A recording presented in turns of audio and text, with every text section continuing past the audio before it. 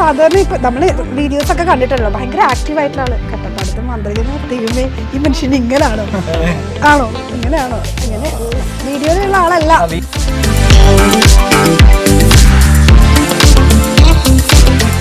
ഞങ്ങളൊക്കെ സ്പെഷ്യലാണ് ഈ സിനിമ. നിങ്ങൾ മലയാളത്തിന്റെ സ്പെഷ്യൽ സിനിമയായിട്ട് സ്വീകരിക്കുന്നതാണ് ഞങ്ങൾ വിചാരിക്കുന്നത്. വിനോദ് ഗോവിന്ദിന്റെ ഒക്കെ വേറെ തലം. ഇനി മുതൽ ഈ സിനിമ മുതൽ വിനോദ് ഗോവിന്ദിന്റെ നെക്സ്റ്റ് സ്റ്റെപ്പാണ് വരാൻ പോകുന്നത്. ഈ സിനിമ അതിന്റെ തുടക്കമാണ്. ഈ സിനിമയിലേക്ക് പ്രണയകഥയും കൂടെയാണ് അല്ലേ? അല്ലേ പ്രണയം ഉണ്ടാവും, സൗഹൃദങ്ങൾ ഉണ്ടാവും.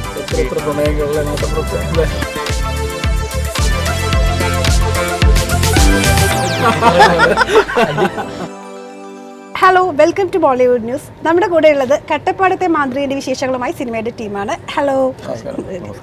കട്ടപ്പാടത്തെ മാന്ത്രികൻ ഇവരെ തിയേറ്ററിലേക്ക് എത്താൻ പോവാണ്. ആരാണ് മാന്ത്രികൻ? മാന്ത്രികനാണോ? ഞാൻ പറയില്ല, സസ്പെൻസ് ആണ്. ഒരുപാട് പേര് ഒന്നും പറയാൻ പറ്റില്ല. ഓക്കെ, ആ ക്വസ്റ്റ്യൻ കഴിഞ്ഞു. അപ്പൊ അടുത്താണ് വരാം. അങ്ങനെയാണോ? അങ്ങനെയല്ല, അത് സസ്പെൻസ് ആണ് ശരിക്കും പറഞ്ഞു കഴിഞ്ഞാൽ. മാന്ത്രികന്മാര് ഇനിയും ഉണ്ടാകാം. ചിലപ്പോൾ ഒരാളായിരിക്കാം, ചിലപ്പോൾ ഒന്നിൽ കൂടുതൽ ആൾക്കാരായിരിക്കാം. ഒന്നും പറയാൻ പറ്റില്ല. അങ്ങനെയാണ് ഇവിടെ സാധാരണ ഇപ്പൊ നമ്മള് വീഡിയോസ് ഒക്കെ കണ്ടിട്ടല്ലോ ഭയങ്കര ആക്റ്റീവ് ആയിട്ടുള്ള ആള്. കട്ടപ്പാടത്ത് മാന്ത്രികൻ ദൈവമേ ഈ മനുഷ്യൻ ഇങ്ങനെയാണോ? ആണോ? ഇങ്ങനെയാണോ? ഇങ്ങനെ വീഡിയോയിലുള്ള ആളല്ല. വീഡിയോയിലുള്ള ആൾ എന്തായാലും അല്ല. അത്ര ആക്റ്റീവ് അല്ല.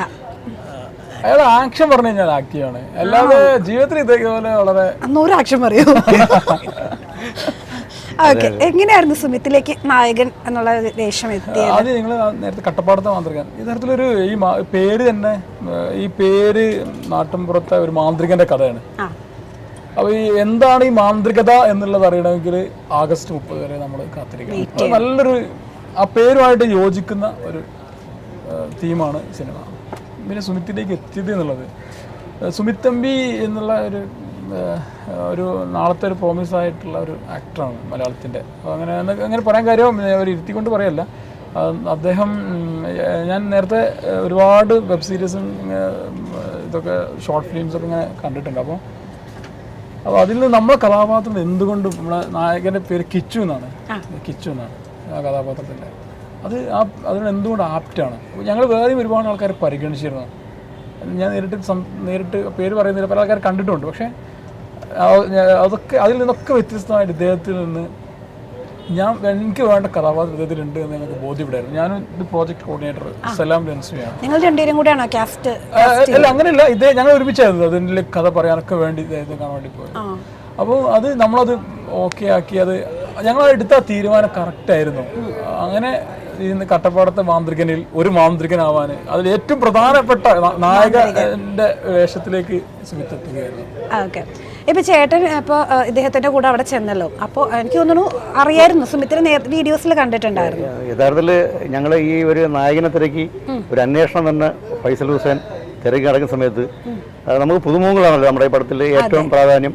സംവിധായകൻ ഉൾപ്പെടെയുള്ള പുതുമുഖങ്ങൾ അവർക്ക് അവസരം കൊടുക്കണമെന്നുള്ള ഒരു ഭാഗം വന്നപ്പം ഞങ്ങളിങ്ങനെ പല ഈ സോഷ്യൽ മീഡിയ അങ്ങനെയുള്ള എന്താ പറയുക ഇതുണ്ടല്ലോ, ഫേസ്ബുക്കും നമ്മുടെ ഇൻസ്റ്റാഗ്രാമും ഒക്കെ തപ്പി. അപ്പോൾ നമുക്ക് കുറച്ച് റീൽസും കാര്യങ്ങളൊക്കെ ചെയ്തേക്കുന്ന സുമിത്തിലേക്ക് എത്തുകയാണ് ഇത്. അങ്ങനെ ഞങ്ങൾ രണ്ടും കൂടെ സുമിത്തിന് ഫോൺ നമ്പർ തപ്പി ഫൈസൽ വിളിച്ചു. ഞങ്ങൾ പുള്ളിയെടുത്ത് കഥ പറയാൻ ചെന്നു. പുള്ളിക്ക് കഥ ഇഷ്ടപ്പെട്ടു. അങ്ങനെയാണ് ഞങ്ങൾ ഇതിലേക്ക് കാസ്റ്റ് ചെയ്യുന്നത്. പക്ഷേ അത് വളരെയധികം സന്തോഷമുണ്ട്. അത് ഞങ്ങളെടുത്ത തീരുമാനം കറക്റ്റായിരുന്നു. പിന്നെ ഇത് നിങ്ങൾ വിചാരിക്കും ഇത് വലിയൊരു താരം, വലിയ സൂപ്പർ സ്റ്റാർ ചെയ്യേണ്ട ഇതല്ല. ഇത് സുമിത്താണ് ഈ സിനിമക്ക് യോജിച്ചത്. നമ്മളത് സിനിമ കാണുമ്പോൾ നിങ്ങൾക്ക് മനസ്സിലാവും. ഇതിൽ നായകതുല്യമായ, സുമിത്തിനോടൊപ്പം തന്നെ നായകതുല്യമായ വേഷം ചെയ്യുന്ന ഒരാളാണ് വിനോദ് ഗോവർ. ഇത് ഇദ്ദേഹത്തിൻ്റെ അച്ഛനായിട്ടാണ് വരുന്നത്. അത് ഇവർക്ക് രണ്ടുപേർക്കും മലയാളത്തിൻ്റെ വിനോദ് ഗോവിന്ദിൻ്റെ ഒക്കെ വേറെ തലം. ഇനി മുതൽ ഈ സിനിമ മുതൽ വിനോദ് ഗോവിന്ദിന്റെ നെക്സ്റ്റ് സ്റ്റെപ്പാണ് വരാൻ പോകുന്നത്. ഈ സിനിമ അതിന്റെ തുടക്കമാണ്. അതേപോലെ സുമിത് തമ്പിന്റെയും നാളെ ഇനി ഇരിപ്പിടം ഉറപ്പിക്കാൻ പോവുകയാണെന്ന് ഞാൻ വിചാരിക്കുകയാണ് ഈ സിനിമ. കാരണം കോമഡിയിൽ നിന്ന് നല്ലൊരു ക്യാരക്ടർ വേഷമാണ് നമ്മളെ വിനോദ് ഭായി ചെയ്തിരിക്കുന്നത്. അപ്പം പുള്ളിക്ക് വളരെയേറെ ഇഷ്ടപ്പെടുക ഒക്കെ ചെയ്ത ഒരു അപ്പോൾ ടോട്ടലി നമ്മൾ അത്രയും ആത്മാർത്ഥമായിട്ട് ഇതിന് വേണ്ടിയിട്ട് ഞങ്ങളൊക്കെ ടീം മൊത്തം ഇതിന് നിർമ്മാണം അല്ലമാന പ്രൊഡക്ഷന് വേണ്ടി നജീബ് അല്ലമാനാണ് നിർമ്മിച്ചത്.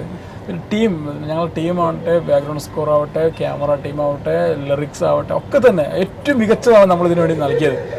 അപ്പോൾ ഇനി പ്രേക്ഷകരാണ് അത് വിലയിരുത്തേണ്ടത്. അത് ഞങ്ങൾ അത്രയും നാൾ ഹാർഡ് വർക്ക് ചെയ്തിട്ടുണ്ട്. ഞങ്ങൾ വിചാരിക്കുന്നത് വളരെ സന്തോഷത്തോടെ കണ്ണ് നിറഞ്ഞ് കൈയടിച്ച് സന്തോഷിച്ച് ആഗസ്റ്റ് 30 തിയേറ്റർ വിട്ട് ഇറങ്ങി വരാൻ പറ്റും. അതുപോലെ ഞങ്ങൾക്കൊക്കെ സ്പെഷ്യലാണ് ഈ സിനിമ. നിങ്ങളും മലയാളത്തിന്റെ സ്പെഷ്യൽ സിനിമയായിട്ട് സ്വീകരിക്കുമെന്നാണ് ഞങ്ങൾ വിചാരിക്കുന്നത്. അതുപോലെ തന്നെ നടക്കുന്നത്. ഓക്കെ, വിനോദേട്ടന് മുമ്പ് പരിചയമുണ്ടായിരുന്നു സുമിത്തിന്? പേഴ്സണലായിട്ട് അറിയില്ല. പക്ഷെ ഞാൻ മുമ്പ് 4 വർഷം മുമ്പ് മറിമായത്തിൽ ഞാൻ ഒരു ചെറിയൊരു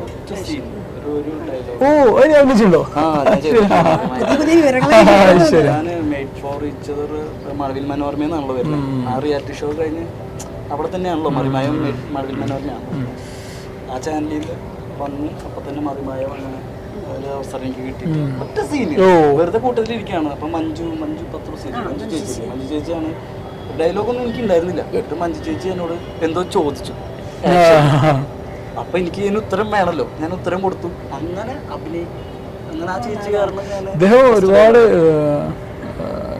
ഈ സിനിമയിലേക്ക് എത്താൻ വേണ്ടിട്ട് ഒരുപാട് കഷ്ടപ്പെട്ട ഒരാളാണ്. ഞാൻ ചോദിക്കട്ടെ, ഈ ഇൻസ്റ്റാഗ്രാമിൽ ഇങ്ങനെ വൈറലായി അല്ലെങ്കിൽ ഇൻസ്റ്റാഗ്രാമിൽ ഇത്ര വീഡിയോ ചെയ്തതും ഇതുകൊണ്ടാണോ? സിനിമയിലേക്കുള്ള ഒരു വരവ് പ്രതീക്ഷിച്ചു?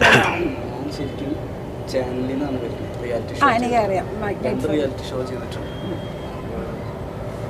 Made for each other, mister and missus reality show. ഒരിക്കലും ഇൻസ്റ്റാഗ്രാമിലായിട്ട് ഞാൻ ചെയ്തിട്ടില്ല. ഇൻസ്റ്റാഗ്രാം എന്നുള്ള സംഭവത്തിലേക്കല്ല ചെയ്തത്. ഓൺ കണ്ടന്റുകൾ ഇട്ടു. അത് ഇടാനുള്ള പ്ലാറ്റ്ഫോം നമുക്ക് ആകെ ഉണ്ടായത് ഇൻസ്റ്റാഗ്രാം ഒക്കെ. അപ്പോൾ അതിലങ്ങനെ ഇട്ടിരുന്നു. പിന്നെ വെബ് സീരീസ് കാര്യങ്ങൾ കോൾ വന്നു. അപ്പോൾ അതിൻ്റെ ചെറിയ കട്ടുകളുണ്ടല്ലോ, അത് നമ്മൾ ഇടണമല്ലോ, പരസ്യം അവർക്ക് റീൽ ഇട്ട് കൊടുക്കും. ഇൻസ്റ്റാഗ്രാം എന്നുള്ള സാധനം ഞാൻ ഫോക്കസ് ചെയ്തിട്ടില്ല. പക്ഷെ ഇപ്പോൾ ഒത്തിരി ഫോളോവേഴ്സ് ഉള്ള ഒരു ഇൻഫ്ലുവൻസറാണ്. ഫോളോവേഴ്സ് സന്തോഷം, ഒരുപാട് പേര് സപ്പോർട്ട് ചെയ്യുന്നുണ്ട്. ഒരുപാട് പേരെ എനിക്ക് ഇപ്പം ഇത്ര നാളുകൊണ്ട് പേഴ്സണലി എൻ്റെ ഫോളോ അല്ലെങ്കിൽ നമ്മളെ ഫോളോ ചെയ്യുന്ന ആൾക്കാരൊക്കെ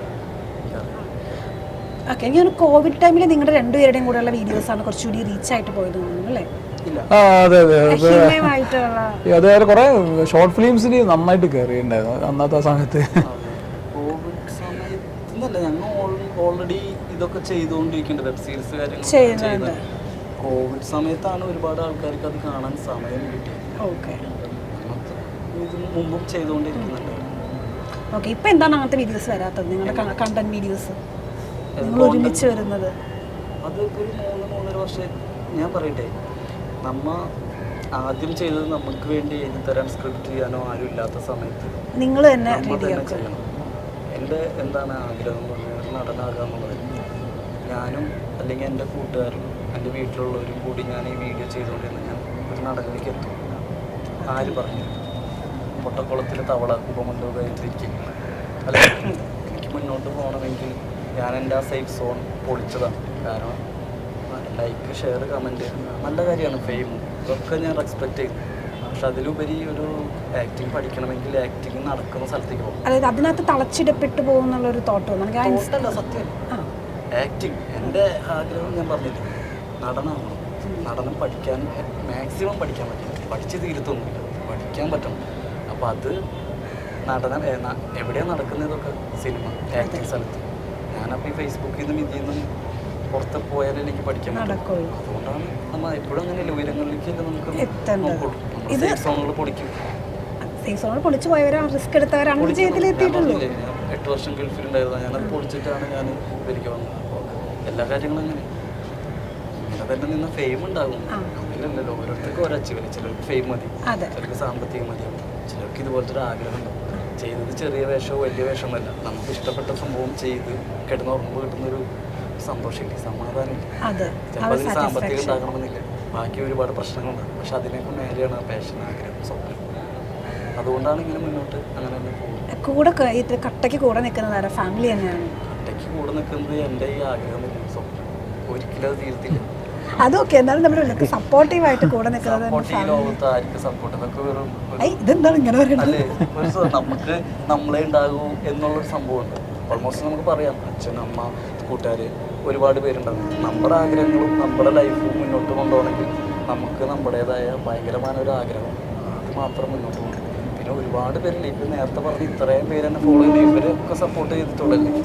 8 വർഷം ഞാൻ ഗൾഫിൽ നിന്നപ്പോൾ അല്ലെങ്കിൽ ഇതിലേക്ക് വരുന്നതിന് മുമ്പ് ആരും ഉണ്ടായിട്ടില്ല. ഗൾഫിൽ എങ്ങനെയുണ്ട്, ചൂട് എങ്ങനെയുണ്ട്, മഴ എങ്ങനെയുണ്ട്, തണുപ്പ് എങ്ങനെയുണ്ട്, ശമ്പളം കിട്ടുന്നുണ്ടോ, ആർക്കെങ്കിലും ചെയ്തേക്കുന്നുണ്ടോ, ഇതൊന്നും ചോദിക്കുന്ന ആരും ഉണ്ടായില്ല. അപ്പോൾ ഇപ്പോൾ ഒരുപാട് പേര് നമ്മളോട് ചേട്ടാ ഗുഡ് മോർണിംഗ്, ഗുഡ് നൈറ്റ്, ചേട്ടാ എന്തുണ്ട് വിശേഷം എന്നൊക്കെ ചോദിക്കാനുണ്ടാകുമ്പോൾ ഒരു ജന്മം ഒരു മനുഷ്യന് കിട്ടാവുന്ന ഏറ്റവും വലിയ ബ്ലെസ്സിങ് അല്ലേ. ചുറ്റും ഒരുപാട് പേര് നമ്മളെ പറ്റി അന്വേഷിക്കാനുണ്ടാകുക എന്ന് പറയുന്നത്. അതിൽ ഞാൻ അഭിമാനം കൊള്ളും.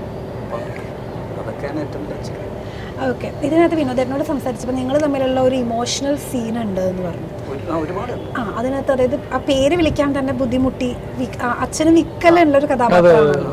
അപ്പോൾ അത്രയും കഷ്ടപ്പെട്ട് ആ ഒരു സീനിൽ വളരെ മനോഹരമായിട്ട് നിങ്ങൾ തമ്മിലുള്ള ഒരു കെമിസ്ട്രി വർക്ക്ഔട്ട് ആയിട്ടുണ്ട് എന്ന് പറഞ്ഞിട്ടുണ്ടായിരുന്നു. അത് വിനോദേട്ടനും എന്നോട് അല്ലേ ഗ്ലിസറിൻ പോലും ഇല്ലാതെ നിങ്ങൾ രണ്ടുപേരും കരഞ്ഞു എന്നൊക്കെ പറഞ്ഞു. അത് ഞാൻ പറഞ്ഞില്ലേ, ഇത് ഓപ്പോസിറ്റ് അദ്ദേഹം അല്ലേ നിൽക്കുന്നത്. ഈ ചന്ദനം ചാരി ആ ചന്ദനം മണക്കാണ്ടിരിക്കും. അപ്പോൾ അദ്ദേഹത്തിൻ്റെ കൂടെ അഭിനയിക്കുമ്പോൾ പിന്നെ സാറ് ഭയങ്കര ഫ്രീ. ഞാൻ ഇപ്പോൾ ഒരു ഇൻ്റർവ്യൂവിലും പറഞ്ഞിട്ടില്ല, ഭയങ്കര കൂളായിരുന്നു. ഒരു ഡയറക്ടർക്ക് വേണ്ടതെന്നൊന്നും പറയത്തക്ക അറിവൊന്നും എനിക്ക് ആയിട്ടില്ല. പക്ഷെ ഒരുപാട് വായിച്ചിട്ടുണ്ട്, ഒരുപാട് വലിയ വലിയ ആർട്ടിസ്റ്റുകൾ പറഞ്ഞു കേട്ടിട്ടുണ്ട്. ഒരു ഡയറക്ടർ എന്ന് പറഞ്ഞ ആർട്ടിസ്റ്റുകളെ അല്ലെങ്കിൽ ആ സെറ്റിലുള്ള ഫുൾ ക്രൂവിനെ കംഫർട്ടാക്കുക എന്നൊരു സാധനം, അത് സാറിന് ഭയങ്കരമാണ്. എന്ത് ഡൗട്ട് ഏത് സമയത്തും ഏത് രീതിയിൽ പുള്ളി ഇരുന്നോട്ടെ, എന്ത് തകർന്നു വീഴുന്ന സമയത്തായാലും പുള്ളിനോട് പറ്റും സാറേ ഇങ്ങനെ സാധനം ഉണ്ട്, അത് എങ്ങനെ ചെയ്യണം, അത് ആൾ പറഞ്ഞു. കാരണം നീ പോയി ഞാൻ അങ്ങനെ ഒരു സംഭവം വലിയ ചിലപ്പോൾ അതുകൊണ്ടൊക്കെ ആയിരിക്കാം ആറ്റ്മോസ്ഫിയർ. പിന്നെ കൂടെ വിനോദേട്ടനല്ലേ, ആളിങ്ങനെ ചെയ്യുമ്പോൾ ഓട്ടോമാറ്റിക്കായിട്ട് നമുക്കും കരച്ചിൽ വന്നു പോകും. കിട്ടുന്നുണ്ട് തീർച്ചയായിട്ടും. ആ ഓറ നമുക്ക് ചുറ്റും ഒരു ഓറ സൃഷ്ടിക്കപ്പെടില്ലേ. ഒരാൾ പോസിറ്റീവ് ആകുമ്പോൾ അല്ലെങ്കിൽ ഭയങ്കര അടിപൊളിയായിട്ട് ചെയ്യുമ്പോൾ നമുക്കും ആ മണം വരുന്നത്. പിന്നെ അല്ലാതെ എന്താണെന്ന് ചോദിച്ചാൽ എനിക്ക് അറിഞ്ഞൂടൊന്നും പറഞ്ഞു തരാനുള്ള അറിവ് എനിക്ക് ഇപ്പം ആയിട്ടില്ല. അല്ല, എൻ്റെ ഞാൻ ഇതിനു മുമ്പ് അഖിൽ മാരാർ സാറിൻ്റെ താത്വികവലോകനാണ് ഫസ്റ്റ് 4 വർഷം മുമ്പാണ്. പിന്നെ റാണി ചിത്ര മാർത്താണ്ട പിങ്കു പീറ്റർ സാറിൻ്റെ അത് ചെയ്തിട്ടുണ്ട്. ഇതാണ് രണ്ടും ഇറങ്ങിയ മൂവി. ഇതല്ലാണ്ട് ചെയ്തു വെച്ചിട്ടുണ്ട് കുറച്ച് ചെറിയ ചെറിയ പടങ്ങളാണ്, ചെറിയ ചെറിയ സീനുകളും. ഒരു മുഴുനീള കഥാപാത്രമായി വരുന്നത് നായക തുല്യം. വിനോദ് ഗോപനും സുമിത്തും എംപിയാണ് നായകന്മാരായിട്ട്. വേണ്ടല്ലേ? നമ്മുടെ നിങ്ങളുടെ എല്ലാവരുടെയും അൾട്ടിമേറ്റ് എയിം എന്ന് പറയുന്നത് സിനിമ എന്ന് തന്നെയാണ്. അതിലേക്ക് എത്താനുള്ള നിമിത്തമായവരാണ് എല്ലാവരും കൂടെ ടീം. സുമിത്ത്, വിനോദ് ഗോപൻ, അത് ഞങ്ങൾക്ക് സ്പെഷ്യലാണ് ഈ സിനിമ. എനിക്ക് നല്ല ഓർമ്മയുണ്ട്. 2020 ഞങ്ങൾ ചാനലിൽ ഒരു ലൈവ്, രാവിലെ മോർണിംഗ് ഷോയ്ക്ക് ലൈവ് ഇട്ടിരുന്നു ഞാനും ഫൈസലും. അപ്പോൾ അന്ന് ഞങ്ങൾ സിനിമ ഏകദേശം ഒരു സ്ക്രിപ്റ്റും പ്രൊഡ്യൂസറൊക്കെ ഓക്കെ. കൊറോണ ടൈം അല്ലേ? പ്രൊഡ്യൂസർ അതെ കൊറോണ ടൈം. അതെ, ജനൻ ടി വിയിൽ ഞങ്ങൾ morning show, Janam T V അന്ന് തുടങ്ങിയ ടൈമാണ് അല്ലേ? തുടങ്ങിയ അങ്ങനെ ഞങ്ങൾ ഇൻ്റർവ്യൂ, ഞങ്ങളെ സിനിമാ സ്വപ്നങ്ങളൊക്കെ പറഞ്ഞു, കാര്യങ്ങളൊക്കെ പറഞ്ഞു. പക്ഷേ പിന്നീട് ഈ കൊറോണ 2020 സിനിമ ഉണ്ടാവും അന്ന് അനൗൺസ് ചെയ്തു. അപ്പോൾ ഞങ്ങളുടെ യഥാർത്ഥ ആ ഒരു മോഹം ഇപ്പോഴാണ്. അത് രണ്ടാമത്തെ കാര്യം വെച്ചാൽ എൻ്റെ ഒരു സുഹൃത്ത്, അതുപോലെ തന്നെ ഫൈസലും പുള്ളി ഞാൻ കൂടി ചേർന്ന് ഒരു മെമ്മറി ഫുൾ എന്ന് പറഞ്ഞ ഒരു ഷോർട്ട് ഫിലിം ചെയ്തു. ഫൈസലായിരുന്നു എൻ്റെ ഡയറക്ടർ. അപ്പോൾ ഇതിൻ്റെ ഇപ്പോഴത്തെ പ്രൊഡ്യൂസർ അല്ലമാന നജീബ്, അദ്ദേഹത്തിന് ഒരു ഷോപ്പുണ്ട്, അതിനടുത്തുള്ള തിയേറ്ററിൽ ഞങ്ങൾ റിലീസ് ചെയ്തു. അപ്പം ഇദ്ദേഹം ഒരു പ്രൊഡ്യൂസറായിട്ട് അദ്ദേഹത്തിൻ്റെ പേരൊക്കെ ഞങ്ങൾ ഉൾപ്പെടുത്തുകയും അദ്ദേഹത്തിൻ്റെ കൂടെ നിർത്തുകയൊക്കെ ചെയ്തു. അപ്പോൾ ഞങ്ങളിലൊരു വിശ്വാസം പുള്ളിക്ക് വന്നു. അപ്പോൾ ഫൈസൽ ഇങ്ങനെ ഒരു സ്ക്രിപ്റ്റുമായിട്ട് വന്ന് ഒരു പ്രൊഡ്യൂസർ തിരക്കുമ്പോൾ ഞാൻ പറഞ്ഞ ഒരു കാര്യം ചെയ്യാം, നമുക്കൊന്ന് ശ്രമിച്ചു നോക്കാം എന്ന് പറഞ്ഞു. അങ്ങനെയാണ് ഫൈസൽ ട്രിവാൻഡ്രത്തേക്ക് വരികയും പുള്ളിയെ കാണുമ്പോൾ പുള്ളിക്ക് കഥ ഭയങ്കര ഇഷ്ടപ്പെട്ടു. അപ്പോൾ ഏതൊരു പ്രൊഡ്യൂസറായാലും കഥ ഇഷ്ടപ്പെട്ടില്ലെങ്കിൽ പൈസ മുടക്കില്ലല്ലോ. അപ്പോൾ പുള്ളി പറയും നമുക്ക് ചെയ്യാൻ കുഴപ്പമില്ല എന്ന് പറഞ്ഞു. ഫൈസലിനെ നേരത്തെ അറിയാമെന്നുള്ളതുകൊണ്ട് വിശ്വാസമായി നിങ്ങൾ തുടങ്ങിക്കുമെന്ന് പറഞ്ഞു. അദ്ദേഹം സത്യത്തിൽ ഷൂട്ട് സമയത്ത് സുമിത്തിനൊക്കെ അറിയാം 1-2 പ്രാവശ്യം മാത്രമേ നമ്മൾ സെറ്റ് വന്നിട്ടുള്ളൂ. കാരണം അത്ര തിരക്കുള്ള മനുഷ്യനാണ്. പിന്നെ ഞങ്ങളെ നിർബന്ധം കൊണ്ട് 2 ദിവസം മുമ്പ് ഇവിടെ വന്നിരുന്നു. ടീം വർക്ക് ആയിരുന്നു ശരിക്കും. നമ്മള് പ്രൊഡ്യൂസർ, നടന്, അങ്ങനെ ഒരു ലൈറ്റ് ബോയ് അല്ലെങ്കിൽ അങ്ങനെ അസിസ്റ്റൻസ് അങ്ങനെയൊന്നും ഇല്ല. നമുക്ക് ഒറ്റക്കെട്ടായിരുന്നു, ഒരു ഒറ്റക്കെട്ടായിട്ട് അല്ലേ അതുപോലെ ക്യാമറമാൻ, പ്രൊഫഷണൽസ്. അപ്പൊ ഇവരൊക്കെ നമ്മളൊരു ടീം വർക്കായിട്ട് എല്ലാവരുടെയും ഒരു സിനിമയിൽ അങ്ങ് അടിച്ചു കയറി പോകാൻ മക്കളെ പറഞ്ഞാൽ അടിച്ചു കയറി വരികയാണ്. ഉദാഹരണത്തിന് ഞങ്ങളുടെ ഷോർട്ട് ഫിലിം ചെയ്ത മേക്കപ്പ് മാനെ പോലും നമ്മൾ വിട്ടില്ല എന്നുള്ള കൂടെ നിർത്തി സിനിമ ആ ക്രൂ കംപ്ലീറ്റ് മാത്രം എന്റെ കൂടെ കഴിഞ്ഞ കാലങ്ങളിൽ 5ഓളം ഷോർട്ട് ഫിലിം ഡോക്യുമെന്ററി ഒക്കെ ചെയ്ത ക്യാമറമാനാണ് എന്റെ ഈ സിനിമയുടെ ക്യാമറമാൻ പ്രവീഷ് ലേസി. അത് 30-ാം തീയതി ഞങ്ങൾക്ക് ബോധ്യപ്പെടും അദ്ദേഹത്തിന്റെ ആ ഒരു അദ്ദേഹമൊക്കെ അത്രയും പവർഫുൾ ആയിട്ട് ചെയ്തിട്ടുണ്ട്. അവൻ സിബു സുകുമാരൻ മ്യൂസിക് ഡയറക്ടർ, അദ്ദേഹം എന്റെ കഴിഞ്ഞ എല്ലാ വർക്കുകൾക്കും മ്യൂസിക് ചെയ്ത ആളാണ്. നേരത്തെ ഇപ്പോൾ സിനിമ ചെയ്ത ആളാണ്. അദ്ദേഹത്തിന്റെ മലയാളികൾ 30-ാം തീയതിക്ക് ശേഷം പാടി നടക്കുന്ന പാട്ടുകളായിരിക്കും നമ്മുടെ സിനിമയിലൂടെ ഉണ്ടാവുക. മനോഹരമായ 3 ഗാനങ്ങൾ നമ്മുടെ സിനിമയിൽ വേണമെങ്കിൽ സിനിമ ചെയ്യുമ്പോൾ നമുക്ക് ഇവരെയൊക്കെ മാറ്റി പുതിയ ആളെ പ്രതിഷ്ഠിക്കാം. പക്ഷെ അത് ചെയ്തിട്ടില്ല, ചേർത്ത് നിർത്താൻ വേണ്ടി ചെയ്തിട്ടില്ല. പക്ഷെ അതൊന്നും അങ്ങനെ അതൊക്കെ അവർ ഈ കഥാപാത്രങ്ങൾ ആപ്റ്റായിരുന്നു കേട്ടോ. എന്തുകൊണ്ടും ആപ്റ്റായവരാണ് നമ്മൾ. അത് നിങ്ങൾ 30-ാം തീയതി ബോധ്യപ്പെടുന്നതാണ്. ഓക്കെ, ഈ സിനിമത്തിലേക്ക് പ്രണയകഥയും കൂടെയാണ് അല്ലേ? അല്ല, ഇത് ഒരു നാട്ടിൻപുറമാകുമ്പോൾ പ്രണയം ഉണ്ടാവും, സൗഹൃദങ്ങൾ ഉണ്ടാകും. എത്ര പ്രണയങ്ങളല്ലേ നാട്ടിൻപുറത്ത് അല്ലേ ജീവിതത്തിലെ. അല്ല, ഇപ്പൊ തൽക്കാലം നമുക്ക് ഇതിൽ പിടിക്കാം അല്ലേ? ജീവിതത്തിലേക്ക് പോകണ്ടല്ലോ, ജീവിതത്തിലെ പ്രണയകഥയിലേക്ക് പോകണ്ടല്ലോ. അല്ല, ജീവിതത്തിലെ പ്രണയകഥയിലേക്ക് നമുക്ക് പോകണ്ടല്ലോ. അങ്ങനല്ല, തൽക്കാലം നമുക്ക് ഇതിലെ കഥയിലേക്ക് പോവാം. അതായിരിക്കും നല്ലത് അല്ലേ? ഓക്കെ, അപ്പൊ നന്നൂസ വരുന്നത് അല്ലേ? ഓക്കെ, നിങ്ങൾ തമ്മിൽ നേരത്തെ രണ്ടൊരു ഇൻഫ്ലുവൻസേഴ്സ് ആണല്ലോ. അപ്പോൾ ഞാനൊരു ഇതിനു മുമ്പ് മെസ്സേജ് അയച്ച് സംസാരിച്ചിട്ടുണ്ട്, അറിയാവുന്ന ആളായിരുന്നു. നിങ്ങൾ തമ്മിലൊരു കെമിസ്ട്രി എങ്ങനെ ഉണ്ടായിരുന്നു, നായകനും നായികയും തമ്മിലുള്ള? നല്ല, സാറ് പറഞ്ഞ പോലെ എല്ലാവരും നല്ല ആർട്ടിസ്റ്റുകളും നന്നായിട്ട് ആക്ട് ചെയ്യുന്നതാണ്. നല്ല കെമിസ്ട്രി ആയിരുന്നു. നല്ല എല്ലാ ചോദ്യങ്ങൾക്കും 1 വേർഡ് ആൻസർ ആയതുകൊണ്ട് ഇന്റർവ്യൂ പെട്ടെന്ന് തീർന്നില്ല. അതാ കുറച്ച് വലുതാക്കി പറഞ്ഞു. നിങ്ങൾ എല്ലാവരായിട്ടും അഭിനയിക്കുമ്പോൾ ഞാൻ പറഞ്ഞില്ലേ, നല്ല നല്ല രസങ്ങളായിരുന്നു, ഫൺ എല്ലാം. പിന്നെ ഫോട്ടോ കണ്ടില്ലേ, കെമിസ്ട്രി ഇല്ലാണ്ട് എങ്ങനെയാണ് കെമിസ്ട്രി ഫിസിക്സ് ഒക്കെ ഉണ്ടെന്നാണ് പറയുന്നത്. ഓക്കെ, അതുപോലെ നീമ മാച്ചിനെ കുറിച്ച് പറയുമ്പോൾ നമ്മുടെ മലയാള സിനിമയിലേക്ക് നല്ലൊരു നായകൻ കൂടി ഈ സിനിമ പ്രോമിസ് ചെയ്യുന്നുണ്ട്. മാത്രമല്ല, അത് പ്രണയമാവട്ടെ, കോമഡി ആവട്ടെ, സെന്റിമെന്റ്സ് ആവട്ടെ, ഒക്കെ ആ ചേരുവകളൊക്കെ തന്നെ ഈ സിനിമയിലുണ്ട്. ഓക്കെ, ഈ പ്രണയം ചെയ്യാൻ ക്രിഞ്ചുള്ള ആളാണോ? പ്രണയം അങ്ങനത്തെ സീനുകളൊക്കെ ചെയ്യാൻ? പ്രണയം പ്രണയം കുറച്ച് ടഫാണ് ചെയ്യാനായിട്ട്. ഒരു പ്രണയം മുഖം എനിക്ക് ഈ ഇതിലൊക്കെ ചെയ്തിട്ടുണ്ട്, വെബ് സീരീസ്, ഷോർട്ട് ഫിലിമിലൊക്കെ. അത് പക്ഷെ പ്രണയമല്ല, ഇച്ചിരി കോഴിത്തരമാണ് അത്. അത് ചെയ്യാൻ ബുദ്ധിമുട്ടുണ്ടായിരുന്നില്ല? അത് വലിയ ബുദ്ധിമുട്ടില്ല. പ്രണയം, ആത്മാർത്ഥ പ്രണയമാണ് ഇച്ചിരി. ആത്മാർത്ഥ പ്രണയം, അതെ, ഒരു പ്രണയം അതുകൊണ്ട് ആളിച്ചിരി ബുദ്ധിമുട്ടി. പ്രണയം കൈകാര്യം ചെയ്യാൻ ഇച്ചിരി പ്രണയത്തിലുപരിയാണ് ഡാൻസ് അല്ലേ, പാട്ട്, സോങ് ചെയ്യാനായിട്ട് ഡാൻസ് വിത്ത് പ്രണയം. അതായത് ഡാൻസ് ചെയ്യണം, ലിപ്പ് അതിനനുസരിച്ച് പ്രണയം, ആ ഫേസിൽ ആ പ്രണയം വരണം, കണ്ണിൽ വരണം. അപ്പോൾ അതൊക്കെ അറിഞ്ഞു. അല്ലാണ്ട് പ്രണയിക്കേണ്ട സംഭവമൊന്നും അത്ര ടഫൊന്നുമല്ല. മുമ്പൊക്കെ പ്രണയിച്ചിട്ടുള്ളതല്ലേ, ആരും പ്രണയിക്കാത്തുള്ളത്? അത് ശരിയാ, പ്രണയിച്ചിട്ടുണ്ടോ? പിന്നെ എല്ലാവരും